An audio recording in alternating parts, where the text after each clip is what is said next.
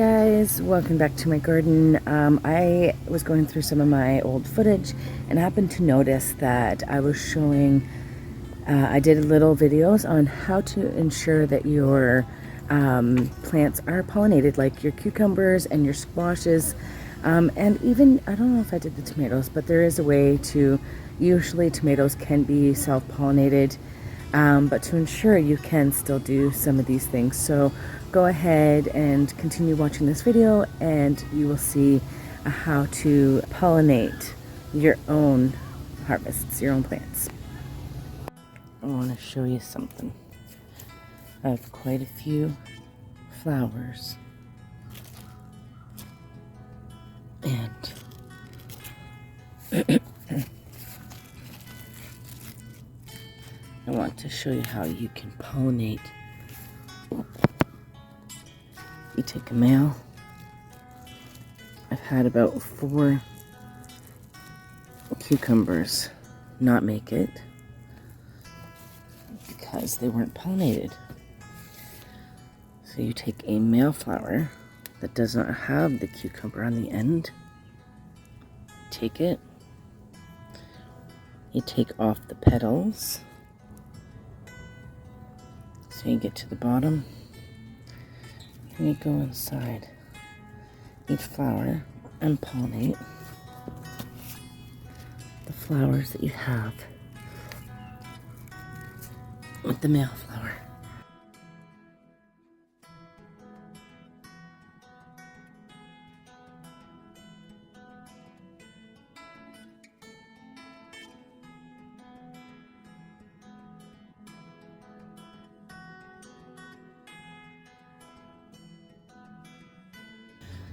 And this just guarantees pollination.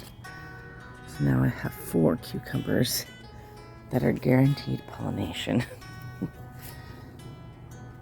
Guys, I'm out here in my squash garden bed in my single corn. And I do have some melons growing. They are very tiny, but I did want to show you this. So I have this one little flower that, as you can see, is a watermelon. And I just took the male flower. There was a male flower and 1 female flower. And I just made sure that it's pollinated, because I want to see if I can get that to grow. Most of my squash flowers are males. It looks like most of these are all males. These ones, all males. Look at that one, it's a male flower. And there is a lot of male flowers on this one plant alone.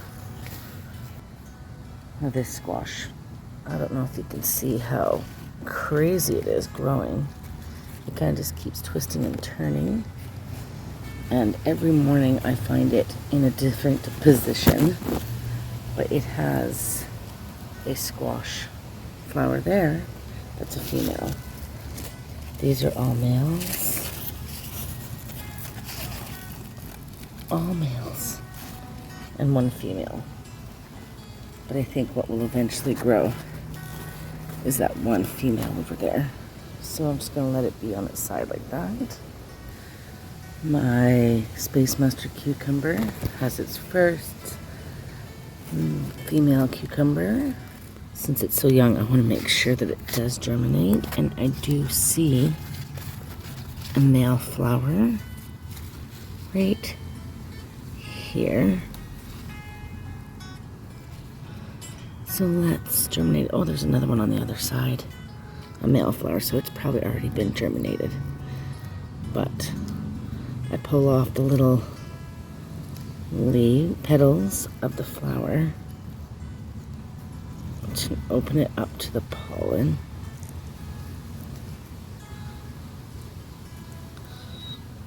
Kind of like that, just to ensure pollination. I'm going to do it even more here.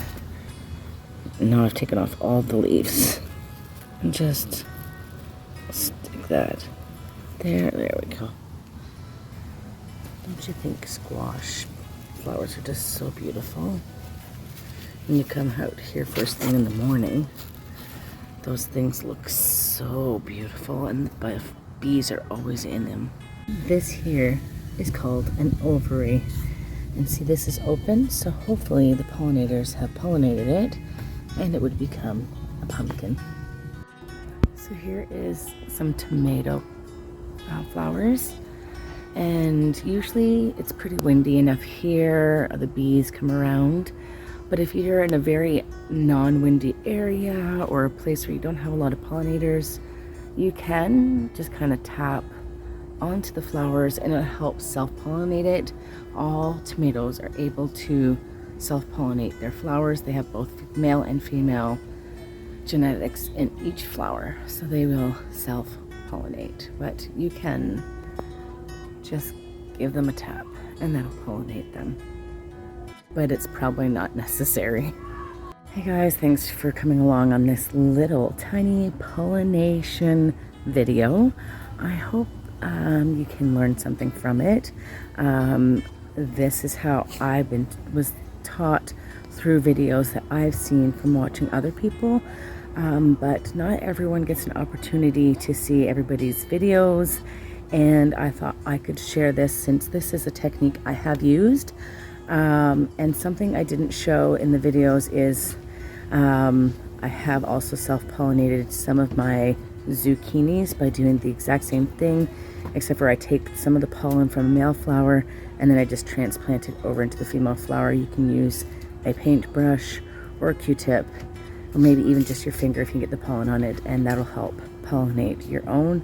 But for the most part, bees and other insects can pollinate for you, but that is just the process. So if you like this video, go ahead and give it a thumbs up. And if you want to continue watching some more of my videos and follow along on my journey in my garden, just go ahead and click that subscribe button. I would just love for you to follow along with me, and thank you so much. Until next time, take care. Bye.